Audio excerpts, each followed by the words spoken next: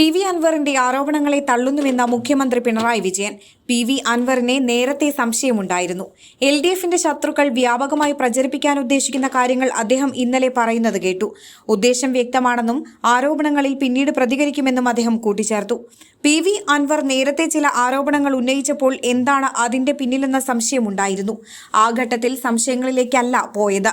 ഒരു MLA എന്ന നിലയിൽ അദ്ദേഹം ഉന്നയിച്ച ആരോപണങ്ങൾ കേരളത്തിൽ അന്വേഷിക്കാവുന്നതിൽ ഏറ്റവും മികച്ച സംവിധാനം ഏർപ്പെടുത്തി അന്വേഷിക്കുന്നതിനാണ് നടപടി സ്വീകരിച്ചത്. അതിൽ തൃപ്തനല്ലെന്ന് ഇന്നലെ അദ്ദേഹം പറഞ്ഞിരുന്നു. നേരത്തെ സംശയിച്ചതുപോലെ തന്നെയാണ് കാര്യങ്ങൾ എത്തിയിരിക്കുന്നത്. അദ്ദേഹം പാർട്ടിക്കും LDFനും സർക്കാരിനുമെതിരായ കാര്യങ്ങളാണ് ഇന്നലെ പറഞ്ഞത്. മാത്രമല്ല, LDFന്റെ ശത്രുക്കൾ വ്യാപകമായി പ്രചരിപ്പിക്കാൻ ഉദ്ദേശിക്കുന്ന കാര്യങ്ങൾ അദ്ദേഹം ഇന്നലെ പറയുന്നത് നാം കേട്ടു. ഉദ്ദേശം വ്യക്തമാണ്. അദ്ദേഹം തന്നെ അത് തുറന്നു പറഞ്ഞിരുന്നു. LDFിൽ നിന്നും വിട്ടുനിൽക്കുന്നു, നിയമസഭാ പാർട്ടിയിൽ പങ്കെടുക്കില്ല, എല്ലാ കാര്യങ്ങളും അദ്ദേഹം വ്യക്തമാക്കി കഴിഞ്ഞു. പറഞ്ഞ കാര്യങ്ങളെക്കുറിച്ച് വിശദമായി പറയേണ്ടതുണ്ട്. ആ കാര്യങ്ങളിലേക്ക് ഇപ്പോൾ പ്രതികരിക്കുന്നില്ല. വിശദമായി പിന്നീട് പ്രതികരിക്കും. സർക്കാരിനും പാർട്ടിക്കുമെതിരെ ഉന്നയിച്ച എല്ലാ ആരോപണങ്ങളും തള്ളുകയാണ്. ഇത് പൂർണ്ണമായും സർക്കാരിനെയും പാർട്ടിയെയും അപകീർത്തിപ്പെടുത്താനുള്ള ശ്രമം മാത്രമാണ് നടക്കുന്നത്.